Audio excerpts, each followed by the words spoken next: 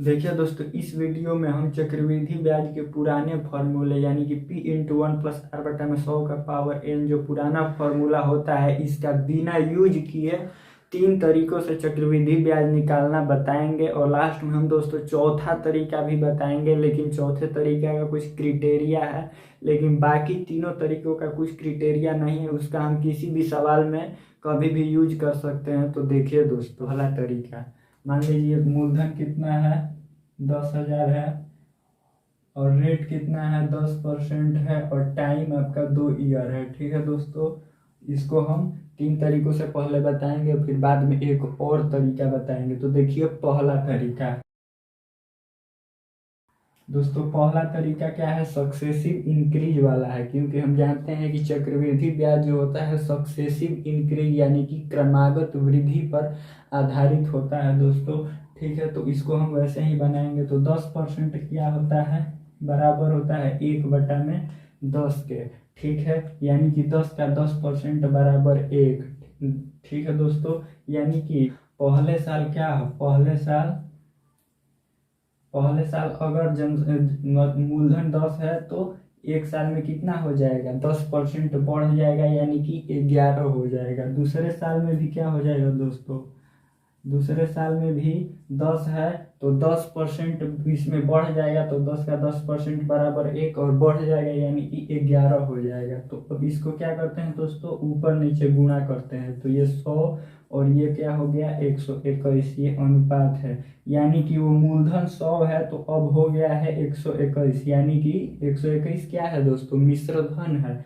और बढ़ कितना गया है दोस्तों, 21, 121 में से 100 घटा दिए, यानी कि 21 बढ़ गया है। ठीक है दोस्तों, तो अब देखिए ये क्या है, मूलधन 10,000, यानी कि 100 यूनिट बराबर कितना है दोस्तों, 10,000। ठीक है, यानी कि 1 यूनिट बराबर 100। ठीक है दोस्तों, तो 21 यूनिट बराबर क्या हो जाएगा, 2100, यानी कि चक्रवृद्धि ब्याज क्या हो जाएगा, 2100। अगर मिश्र धन हमको निकालना होता है तो 121 में 100 से गुणा कर देते तो 12,100 हो जाता है। ठीक है, तो ये पहला तरीका है दोस्तों। अब देखिए दूसरा तरीका दोस्तों, दूसरे तरीका में हम मूलधन को कुछ मानते हैं, जैसे कुछ लोग 100 यूनिट, 50 यूनिट, 20 यूनिट मानते हैं, लेकिन हम क्या मानेंगे दोस्तों, जो रेट है उस रेट को भिन्न में लिखेंगे। तो 10% को लिखे तो 1/10 आया। ठीक है दोस्तों, अब जो हर है, हर में जितना टाइम है उसका स्क्वायर करते हैं, यानी कि 10 का स्क्वायर किए तो कितना आया, 100। तो हम क्या मानेंगे दोस्तों, मूलधन हम क्या मानेंगे, 100 यूनिट। ठीक है, तो अब देखिए 100 यूनिट मूलधन माने। अब इस पर पहले 10% है, और पहले साल 10% है, और दूसरे साल भी 10% ही है ब्याज, यानी कि 10% बराबर क्या होता है दोस्तों, 1/10, और 10% बराबर 1/10 ही होता है। तो 100 यूनिट पर पहले 1/10 करेंगे तो हमारा कितना हो जाएगा, 10 यूनिट, और यहाँ पर भी कितना हो गया, 10 यूनिट। ठीक है, और ये क्या है दोस्तों, पहले साल मूलधन पर लगा ब्याज है ये, और ये दूसरे साल मूलधन पर लगा ब्याज है, क्योंकि ये क्या है, हमारा मूलधन है, और इस पर 10%, पहले साल 10 यूनिट, इस पर दूसरे साल 10 यूनिट। लेकिन दोस्तों दूसरे साल ब्याज ब्याज पर भी ब्याज लगता है दोस्तों, हम एक वीडियो में बताए थे आपको कि दूसरे साल ब्याज पर भी ब्याज लगता है, तो इस पर भी 10% लग जाएगा। तो इसका 1/10 कितना हो जाएगा दोस्तों, 10 का 1/10, यानी कि 1 यूनिट हो जाएगा। ठीक है दोस्तों, तो इसका CI कितना हो गया, चक्रवृद्धि ब्याज कितना हो गया, ये यानी कि 21 यूनिट इसका चक्रवृद्धि ब्याज हो गया दोस्तों। ठीक है ना, तो देखिए, और हम मूलधन क्या माने थे, 100 यूनिट, तो 100 यूनिट बराबर किसके है, 10,000 के, क्योंकि मूलधन तो 10,000 है, तो 1 यूनिट बराबर 100। ठीक है दोस्तों, तो हमारा कितना CI निकला था, 10 10 20 21 यूनिट, तो 21 यूनिट बराबर कितना हो जाएगा, 2100।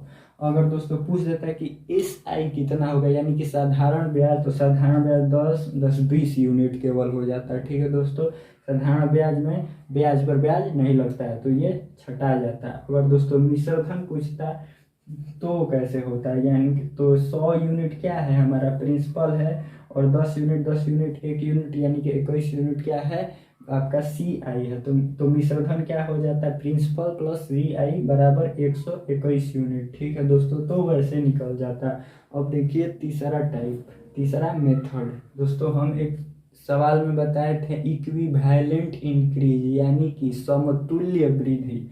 देखिए मूलधन में पहले साल 10% वृद्धि हो रहा है, दूसरे साल भी 10% वृद्धि हो रहा है, तो समतुल्य वृद्धि कैसे निकाला जाता है, यानी कि इक्विवेलेंट इंक्रीज।